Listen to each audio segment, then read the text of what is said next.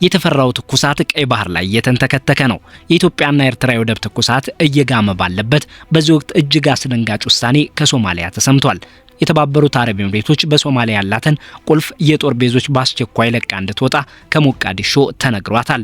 ድንገተኛው የሶማሊያ ውሳኔ የተባበሩት አረብ ኤምሬቶች የጦር ቤዛቸውን ወደ ኢትዮጵያ ማጓጓዝ እንደጀመሩ የሚድል ኢስት ዘገባዎች አሳብቀዋል። በሳውዲና በኤምሬቶቹ መካከል ያለው ሽኩቻ ቀይ ባህርን ከየመን እስከ ምጽዋ እየናጠው ነው። ኤምሬት ከሶማሊያ መባረሯ ወደ አሰብ አሻግራ እንድታማተር ሊያደርጋት እንደሚችል ከፍተኛ ስጋትም አለ። የኤምሬቶቹ የጦር ቤዝ ወደ ኢትዮጵያ መዛወር በቀጠናው ላይ ምን ያስከትላል? የተለያዩ መረጃዎችን አጣቅሰን የያዝነውን ጥብስቅ ያለ መረጃ ይጋበዙልን።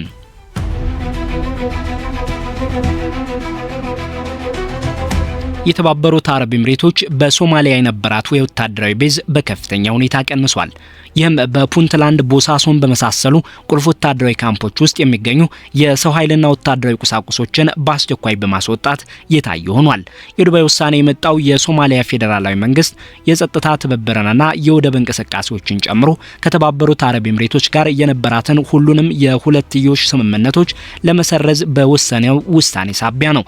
የሶማሊያ ውሳኔ በቦሳሶ በሶማሊላንድ በርበራና በጁባላንድ ኪስማዮ የሚገኙ ተቋማትን የሚያካትት ሲሆን ይህም በሶማሊያ ሉዓላዊነት ላይ ተፈጽሟል ከተባለ ጥሰት ጋር ተያይዞ የተቀሰቀሰውን ከፍተኛ ውጥረት ያባባሰ ሆኗል። የሳተላይት ምስሎችና የበረራ መከታተያ መረጃዎች እንደሚያሳዩት በቦሳሶ አውሮፕላን ማረፊያ በቀን በአማካይ 6 የኢሉሽን 76 የጭነት አውሮፕላኖች እንቅስቃሴ በማድረግ ከባድ ወታደራዊ ቁሳቁሶችን በማጓጓዝ ላይ ይገኛሉ። ይህ ለውጥ ከሶማሊያ ብቻ የተገደበ ሳይሆን ኤምሬቶች በቀይ ባህር የባህር መስመሮችና በቀጠናዊ የሎጂስቲክስ አውታሮች ላይ ያላትን ተጽዕኖ ለማስቀጠል ከኢትዮጵያ ጋር ያላትን ግንኙነት ይበልጥ በማጠናከር በአፍሪካ ቀንድ የምታደርገው ሰፊ የስትራቴጂ ማስተካከያ አካል ነው። የተባበሩት አረብ ኤምሬቶች በሶማሊያ የነበራት ተሳትፎ ከ10 ዓመታት በላይ የዘለቀ ሲሆን ከኢኮኖሚ ኢንቨስትመንት ተነስቶ ወደ ጠንካራ ወታደራዊ ግንኙነት እያደገም ነው። አቡዳቢ ለመሰረተ ልማት ግንባታ ወደ $800 ሚሊዮን የሚጠጋ ገንዘብ ያፈሰሰች ሲሆን ይህም በዲፒ ወርልድ የሚተዳደረውንና ወደብ አልባ ለሆነችው ኢትዮጵያ እንደ ዋነኛ የንግድ በር የሚያገለግለውን የበርበራ ወደብን ያካትታል። በቦሳሶም በተመሳሳይ መልኩ የተሰጡ ፈቃዶች ወደ ማስፋፊያ ስራዎችን ያቀላጠፉ ሲሆን ወታደራዊ ስምምነቶቹ ደግሞ ለሶማሊያ ኃይሎች ስልጠና ለመስጠትና ከሶማሊያ ድንበር ባሻገር ለሚከናወኑ ዘመቻዎች የሚያገለግሉ የአየር ኃይል ካምፖች እንዲቋቋሙ አስችለዋል። እንደ ኢሮፒያን አቆጣጠር በ2024 እነዚህ ተቋማት በሱዳን እርስ በርስ ጦርነት ውስጥ ለሚሳተፈው የፈጣን ድጋፍ ኃይል የሚቀርቡ ኤምሬቶች የአቅርቦት መስመሮች ወሳኝ አካል ሆነው ነበር። በዚህም የኮሎምቢያ ቅጥረኛ ወታደሮችና አደገኛ ጭነቶች በቦሳሶ በኩል ስለመተላለፋቸው የሚገልጹ ሪፖርቶች ወጥተዋል። ይህ ለሁለትዮሽ አገልግሎት የሚውል መሰረተ ልማት ሶማሊያን ለኤምሬቶች በየመንና በሱዳን ለምታደርጋቸው ተሳትፎች እንደ የኋላ ደጀን በማድረግ አቡዳቢ በቀይ ባህር ኮሪደር ላይ ያላትን የኃይል ተጽዕኖ እንድታጠናክር አስችሏታል። ለሁሉ መቋረጥ እንደ መነሻ የሆነው የተባበሩት አረብ ኤምሬቶች እንደ አውሮፓውያን አቆጣጠር በጥር 2026 መጀመሪያ ላይ አይዳሩስ አልዙበይዲ በሶማሊያ ግዛት በኩል እንዲያልፍ አመቻችታለች የሚለው ክስ ነው። በየመን የተባበሩት አረብ ኤምሬቶች የሚደገፈው የደቡብ የሽግግር ምክር ቤት ወይም ኤስቲሲ መሪ የሆኑት አልዙበይዲ በሶማሊላንድና በሶማሊያ በኩል በማለፍ ወደ አቡዳቢ በማምራት ከሳውዲ አረቢያ ቁጥጥር አምልጠዋል። ሳውዲ አረቢያ ኤምሬቶችን ለዚህ ማምለጥ በስተጀርባ እጅ ያለባት ስትል የከሰሰች ሲሆን ይህም የደቡብ የሽግግር ምክር ቤት ኃይሎች በደቡብ የመንግስት ህጋሴ ካደረጉ በኋላ በሳውዲ በሚደገፉ ኃይሎች ወደ ኋላ እንዲመለሱ ከተደረገበት ግጭት ጋር ተዳምሮ በባህረ ሰላጤው ሀገራት መካከል ያለውን ውጥረት አባብሶታል። የሶማሊያ ፌዴራላዊ መንግስት ይህንን ድርጊት እንደ ሉዓላዊነት ጥሰት በመመልከት ምርመራ የጀመረ ሲሆን የኤምሬቶችን ወታደራዊ እንቅስቃሴዎች፣ የአየር ክልል አጠቃቀምንና ወደ ቦሳሶ፣ በርበራና ሞቃዲሾ የሚደረጉ የጭነት በረራዎችን አግዷል።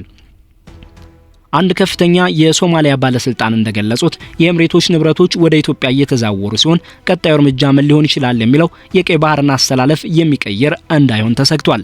የተባበሩት አረብ ኤምሬቶች ከሶማሊያ የመልቀቅ ተግባራቱ በፍጥነት የተጀመረ ሲሆን የዓይን እማኞች በቦሳሶ አየር ኃይል ካምፕ ያልተለመደ እንቅስቃሴ መኖሩን ገልጸዋል።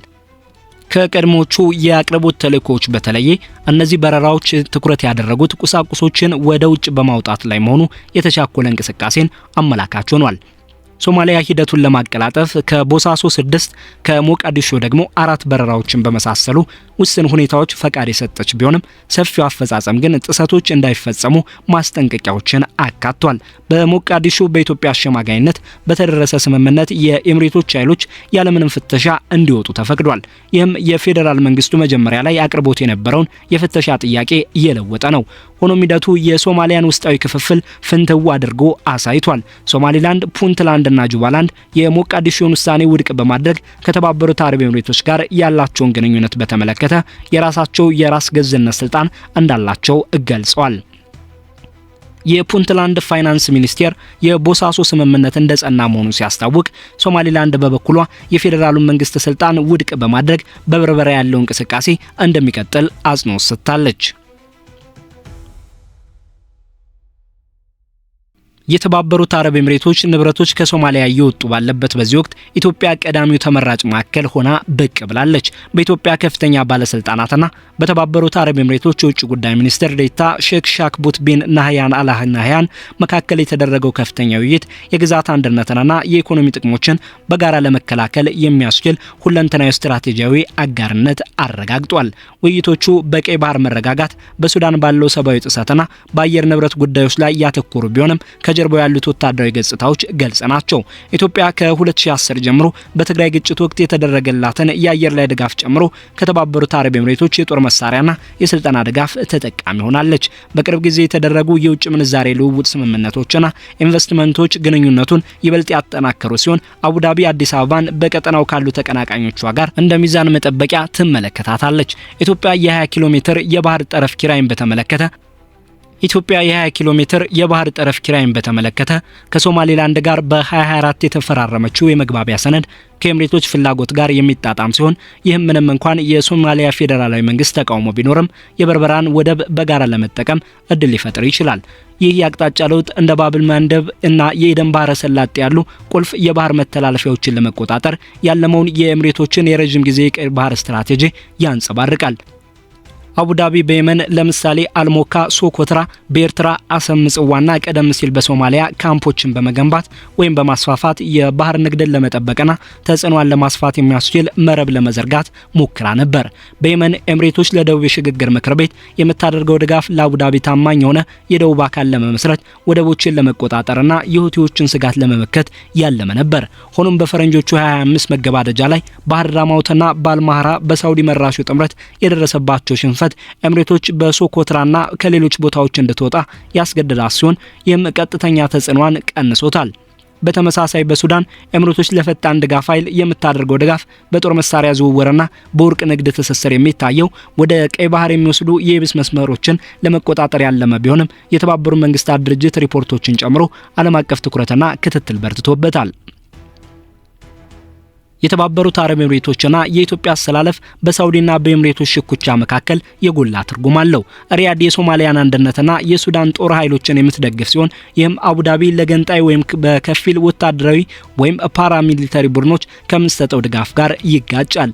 በየመን የተደረገው የሳውዲ ሽምግልና የደቡብ ሽግግር ምክር ቤት ግስጋሴን ያቆመ ሲሆን በኢስላሚክ ትብብር ድርጅትና በአረብ ሊግ በኩል ያደረገችው ቅስቀሳ ሞቃዲሾ በኤምሬቶች እንቅስቃሴ ላይ የያዘችውን አቋም አጠናክሮላታል።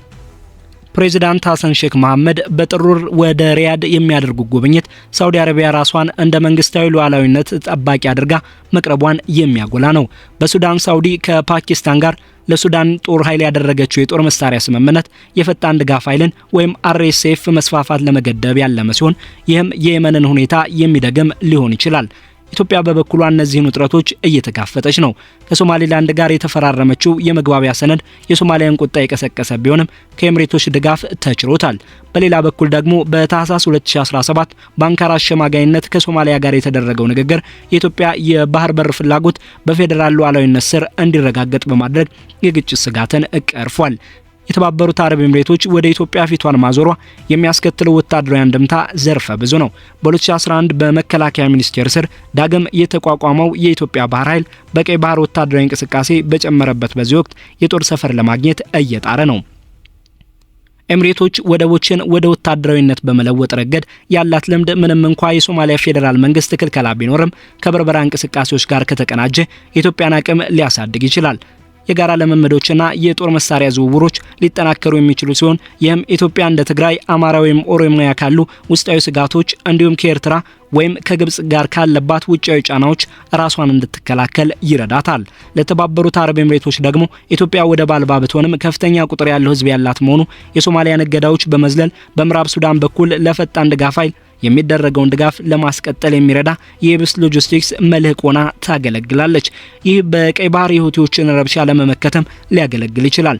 ይህም በ2023 በወጡና ለጋዛ ድጋፍ በሚል የተገለጹ ሰነዶች ላይ እንደሚታየው በኤምሬቶችና በእስራኤል መካከል ያለው ቅንጅት ሌላ ተጨማሪ ገጽታ ይጨምርለታል። ሰፊው የቀይ ባህር ደህንነት አሳሳቢ ሁኔታ ላይ ይገኛል። ቀጠናው በርካታ የውጭ ሀገር ወታደራዊ ካምፖችን ያስተናግዳል። በኤርትራና በየመን ያሉ ከኤምሬቶች ጋር የተገናኙ ቦታዎች የኢትዮጵያን የወደፊት መስፋፋት የሚያሟሉ ሲሆን የሳውዲ አረቢያ የቀይ ባህር ምክር ቤት ኢትዮጵያን ማግለሉ ደግሞ ለባህር በር የሚደረገውን ፉክክር አባብሶታል። ከ2023 ጀምሮ በሁቲዎች የተፈጸሙ ጥቃቶች የመርከብ ትራንስፖርትን ያደናቀፉ ሲሆን የዓለም የነዳጅ ንግድ 30% በባበል መንደብ በኩል ያልፋል። የኤምሬቶች ስትራቴጂ እነዚህን ችግሮች በተኪ ኃይሎች ወይም ፕሮክሲ አማካኝነት ለመቆጣጠር ቢሞክርም ከሶማሊያና ከየመን መውጣቷ ግን አዳዲስ ማስተካከያዎችን እንድታደርግ አስገድዷታል። የኢትዮጵያ ተሳትፎ የንግድ መስመሮችን ሊያረጋጋ ቢችልም ኢትዮጵያን በባህረ ሰላጤው ሀገራት ሽኩቻ ውስጥ የመክተት አደጋ አለው። እስራኤል ለሶማሊላንድ እውቅና መስጠቷ በኤምሬቶችና በእስራኤል ግንኙነት እንደተመቻቸ የሚነገርለት ሁኔታውን ይበልጥ ውስብስብ የሚያደርገው ሲሆን ይህም ቴል አቪቭን ከሁቲ ስጋቶች በተቃራኒ ሲያሰልፋት ከሶማሊያና ከኤርትራ ጋር ያለውን ግንኙነት ደግሞ ያሻክረዋል። ከፖለቲካ አንጻር መውጣቱ የተባበሩት አረብ ኤምሬቶች በሶማሊያ ያላትን ተጋላጭነት እያሳየ ሆኗል። በኤምሬቶች ዓላማ ላይ ያለው የህዝብ ጥርጣሬ ማህበራዊ ተቀባይነቷን ያሸሸው ሲሆን ተጽዕኖዋን በፑንትላንድና በሶማሊላንድ ባሉ ልሂቃን ዘንድ ብቻ እንዲወሰን አድርጎታል። ተንታኞች እንደሚሉት በግንቦት ከሚካሄደው የሶማሊያ ምርጫ በፊት ኤምሬቶች ተቃዋሚዎችን በገንዘብ በመርዳት ያጸፋ እርምጃ ልትወስድ ትችላለች። በዚህ ወቅት የፕሬዝዳንት መሐመድ የስልጣን ዘመን በምርጫ አፈጻጸም ውዝግቦች መካከል ያበቃል። ሳውዲ በፕሬዝዳንት መሐመድ ላይ ያላት ውስን እምነት ቀውሶችን ለመፍታት ምርጫው በጊዜው እንዲካሄድ ግፊት እንድታደርግ ሊገፋፋት ይችላል። ለኢትዮጵያ ከኤምሬቶች ጋር ያለው ጥልቅ ትስስር ከአይኤምኤፍ ስምምነቶችና ከገንዘብ ሪፎርሞች ጋር ተዳምሮ የኢኮኖሚ ህይወት መስመር የሚሰጣት ቢሆንም እንደ ሱዳን ካሉ ቀጠናዊ ግጭቶች የሚፈሱ ችግሮች ተጋላጭነቷን ይጨምረዋል። የኤምሬቶች ከሶማሊያ መውጣት የቀይ ባህር የበላይነቷን ለማስጠበቅ ሀብቷን ወደ ኢትዮጵያ ያዞረችበት ታክቲካዊ ማፈግፈግ ነው። ይህ ስትራቴጂ ለውጥ በሳውዲ ሽኩቻ፣ በሶማሊያ ውስጣዊ ክፍፍልና በኢትዮጵያ ምኞቶች መካከል የሚመራ ሲሆን ተለዋዋጭ የሆነ ጂኦፖለቲካዊ ገጽታን እየቀረጸ ይገኛል። አመቱ እየገፋ ሲሄድ ቀጣይነት ያለው የተባበሩት አረብ ኤምሬቶችና የኢትዮጵያ ትብብር አማራጭ ሎጂስቲክስ አውታሮችን ሊያጠናክር ቢችልም በባህረ ሰላጤው ሀገራት መካከል ያለው የማያቋርጥ ክፍፍል ግን በአፍሪካ ቀንድና በቀይ ባህር ላይ ለረጅም ጊዜ የሚቆይ አለመረጋጋት የመፍጠር ስጋት አለው።